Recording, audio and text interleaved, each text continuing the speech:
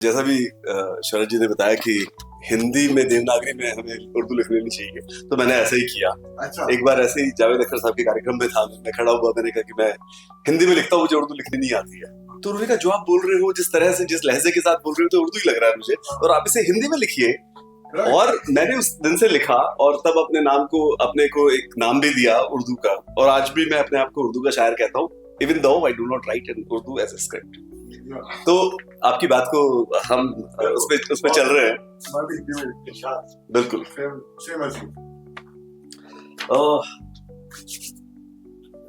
हमेशा ऐसा होता है कि मैं कविशाला के मंच पे आता हूँ कुछ सोच के और कुछ अलग सुनाता हूँ, और कई बार आज तो नए भी चेहरे हैं कुछ, तो मैं एक बार अपना परिचय देता हूँ, उसके बाद फिर आगे प्रारंभ करता हूँ।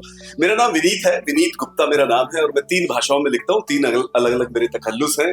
जैसा मुझे अभी बड़े भाई साहब ने कहा कि मैं हिंदी में इंद्रधनुष के नाम से लिखता हूँ, क्योंकि मेरी कविताओं में इंद्रधनुष ही रंग है। उर्दू में महफूज के नाम से मेरी सारी उर्दू की जो कविताएं हैं, जो हिंदी में लिखी हैं, लेकिन वो मेरे पास बहुत ही महफूज हैं, तो मैंने महफूज अपना नाम रखा है। और अंग्रेजी में मैं शैले मार्टिन के नाम से लिखता हूँ। तो इस तरह से आज का कार्यक्रम कविशाला के मंच पे आते हुए बहुत अच्छा लगता है। मैं फरीदाबाद रहता हूँ, फरीदाबाद से आता हूँ मैं सिर्फ इसलिए कि मुझे कुछ कविता सुननी है, सुनानी है, कुछ सीखना है। आज आपसे इस तरह का जो सुनने के लिए मिला, बहुत अच्छा लगा, और हम ईश्वर से प्रार्थना करते हैं कि आप हमेशा आए हमारे कार्यक्रम में, ताकि हम जैसे जो छोटे मोटे शायर हैं वो भी कुछ सीख ले। और कई बार ऐसा होता है जो सोच के आता हूँ वो तो बोल ही नहीं पाता हूँ, और ये बात भी हमेशा बोल देता हूँ। आज कविशाला के मंच पे मैं सभी का स्वागत करता हूँ एक बार और, हालांकि प्रेरणा जी कर रही है, पर मैं फिर एक बार और स्वागत करता हूँ।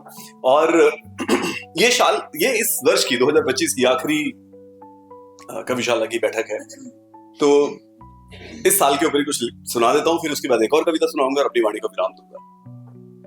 2025 बहुत ऐसा समय था कि ऐसा वर्ष रहा कि जो बहुत ही ज्यादा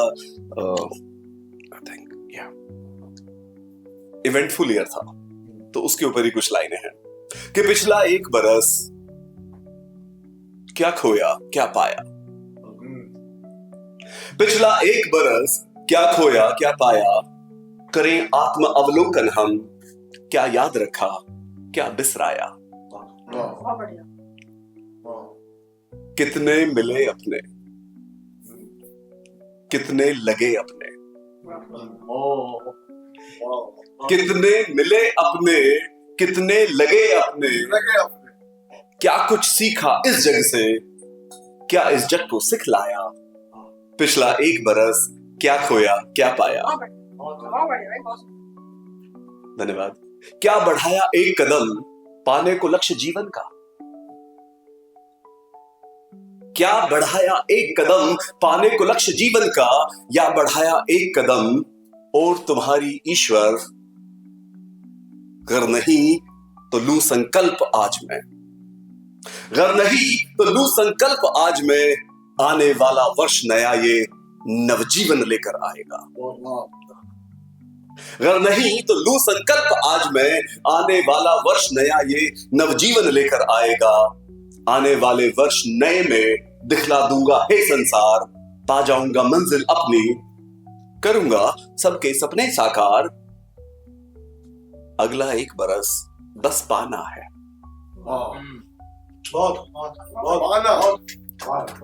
पिछला 1 बरस क्या खोया क्या पाया, अगला 1 बरस बस पाना है। बहुत बहुत शुक्रिया। एक और कविता मैंने लिखी करीब 21 साल पहले, मेरे दिल के बहुत नजदीक। और कविता क्यों लिखी, कॉलेज में हम थे, तो हम मास्टर्स कर रहे थे, तो एक कन्या थी, हम उसकी तरफ आकर्षित हुए। पर क्यों आकर्षित हुए, ये मैंने क्यों लिख के अपनी कविता के माध्यम से लिखने का प्रयास किया है। यदि आपको अच्छी लगे तो आपका आशीर्वाद चाहूंगा। नहीं, सफाई नहीं दे रहा हूँ, मैं तो बता, मन की बात बता रहा हूँ, कन्फेस कर रहा हूँ। ये कह रही जब अगर यदि आपको अच्छी लगे आप इस तरह कर ओके, मैं जरा गौर से शुक्रिया। क्यों है मन में ये अभिलाषा, क्यों